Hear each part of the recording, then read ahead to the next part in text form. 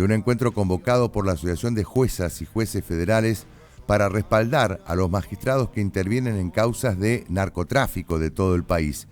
El lugar elegido no fue casual, se está realizando en Rosario, una de las ciudades más golpeadas por la violencia narco. Ricardo Lorenzetti, ministro del máximo tribunal, es uno de los expositores y en la previa mantuvo un encuentro con jueces, funcionarios y empleados judiciales de todo el país. También se fotografió con ellos en la escalera central de la Facultad de Derecho de la Universidad Nacional de Rosario, en donde se va a llevar a cabo justamente esta charla convocada bajo el juzgamiento del narcotráfico.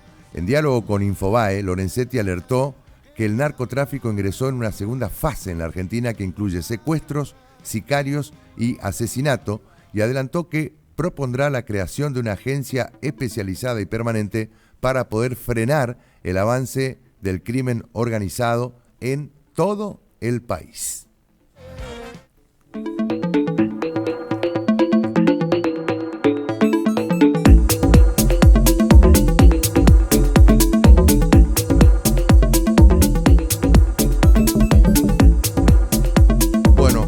A propósito de temas judiciales, ¿no? Y de lo que sucedió hace pocos días con la presencia de droga en una escuela manipulada por chicos. Esto por un lado. Y por otro lado, hace también algunos días la presencia de un arma de fuego manipulada por un alumno en una escuela secundaria aquí en la ciudad de Paraná. Vamos a hablar con el juez penal de niños y adolescentes de Paraná, el doctor Pablo Barbirotto, a quien tenemos justamente en comunicación. Hola Pablo, ¿cómo va? Víctor González de aquí de Vorterix. ¿Qué tal? ¿Cómo te va, Víctor? Saludos para vos y para toda la audiencia.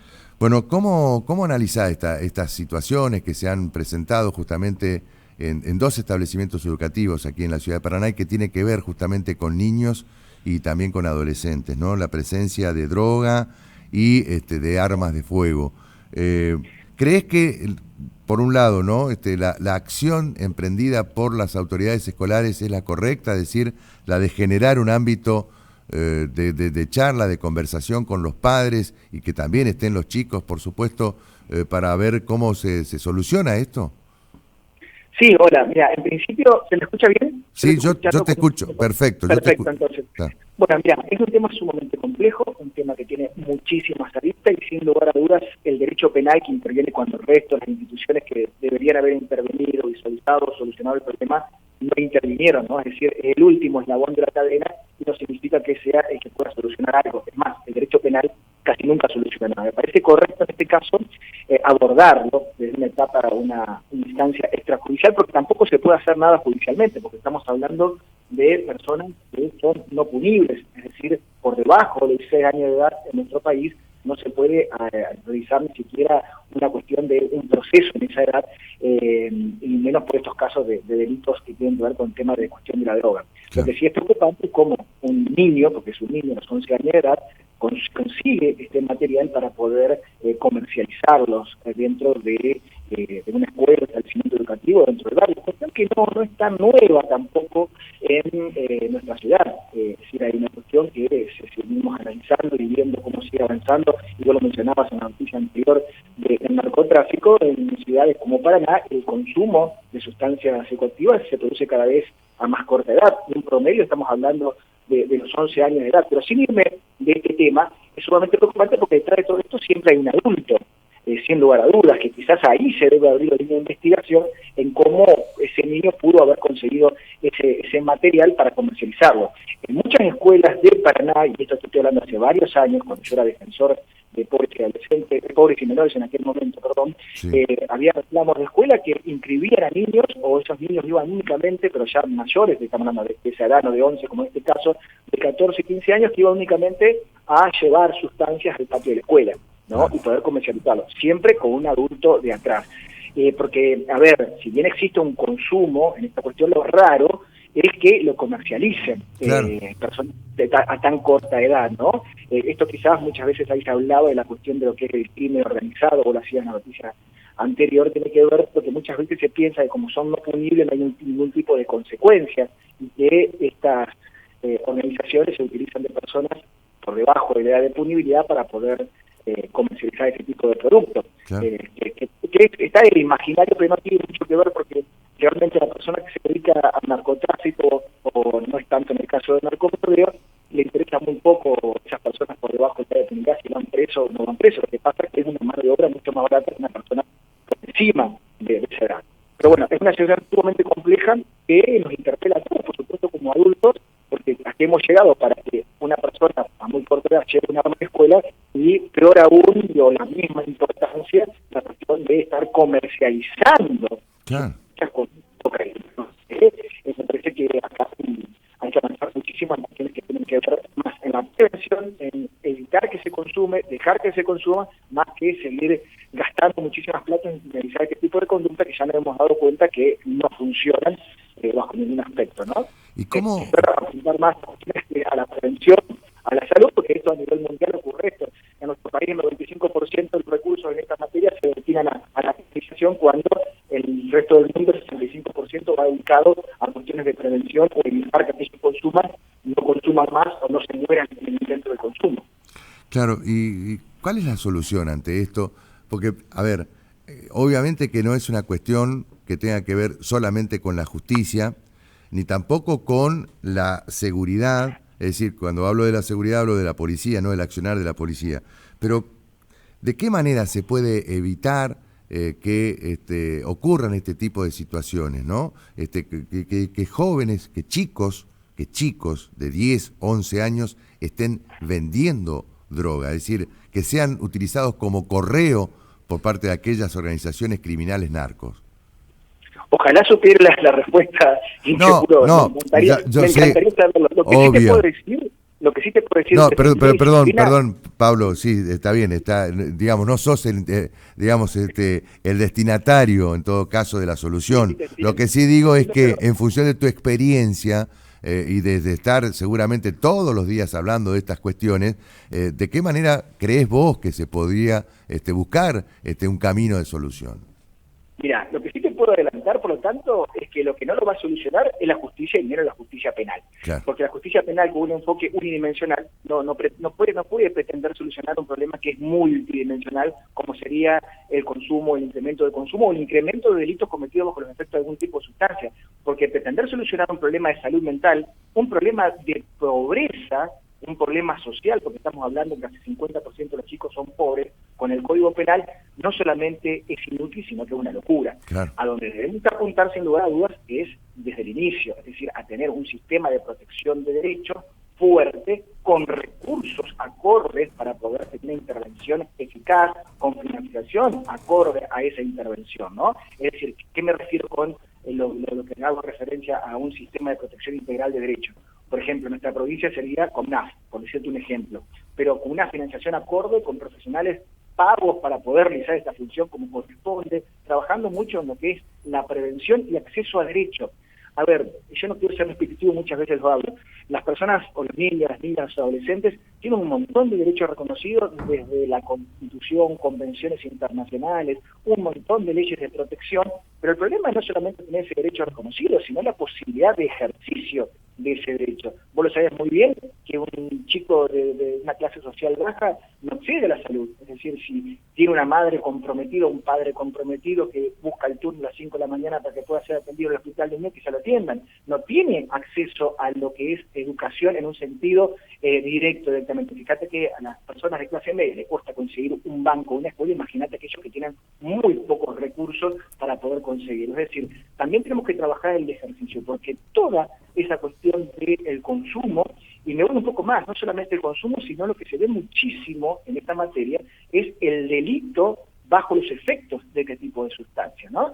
Que eso es otro punto también que se debe y que debemos tener en cuenta, porque la droga se transformó en nuestras sociedades como una especie de familia ortopédica para ese chico. ¿Qué quiero decir esta cuestión de familia ortopédica? Esa contención que actualmente la familia no puede brindar, los chicos la buscan en lo que son las sustancias psicoactivas.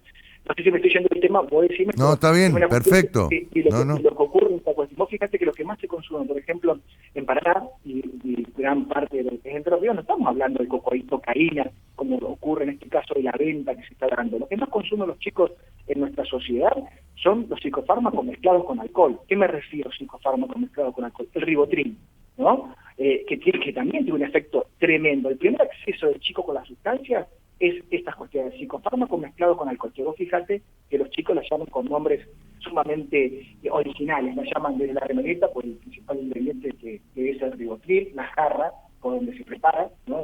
Donde se pone con una acetato, Sí. una jarra con vino, con cerveza, lo consume, y el corajín. Después el corajito que le da coraje para salir a robar. Claro. Es el nombre que le da. Vos le preguntás a un chico qué efecto le provoca y te vas a sorprender. A ver, para decirte un ejemplo, una vez estaba conversando con un chico que había estado involucrado en una causa, 17 años el chico, Sí. con una causa con el tema de un abuso de armas, que en realidad casi fue una tentativa de homicidio en grado de tentativa, para decirlo así, donde le dispara a un narco de su barrio, porque el chico le llaman narco, a esa cuestión de narco, más allá que no tenga la esencia de lo que es esto, es que le vendía droga, se me estaba dando droga, le pega con una tumbera en el pecho porque le había vendido una droga de menor calidad y cantidad de que le había comprado. Y yo me voy a reivindicar en aquel momento, yo era defensor de jóvenes menores, 2 de la mañana era para poder contenerlo, porque no lo podían contener en la comisaría. Era imposible poder abordar una conversación con ese chico de la situación de violencia que tenía. Si la policía ni se acercaba, dando tras rejas, todo esto, porque era imposible contenerlo. Después, 2 horas casi intentaba hablar, que se pudo bajar ese estado de ansiedad que tenía. Hablo con la jueza de aquella momento, se establece una audiencia para el otro día a las 9 de la mañana. Perdón, a los 2 días siguientes. Sí, sí. A 48 horas después, el tema de la audiencia. Uh-huh. El chico que aparece en la oficina después de esas 38 horas era otra persona. Esa persona que estaba con el hijo, la ropa toda rota, viene, ese escatológico, orinado, Sí. con todo materias de caldo, que estaba imposible controlar. Era una persona, un niño como yo, de 16 años, 17 años, peinado, con bien vestido, sumamente educado, como se dirigía para Claro, claro. Le digo, ¿vos te acordás de mí? No se acordaba de mí. Fíjate lo que estamos hablando. Le digo, yo tuve una conversación, sí, tal.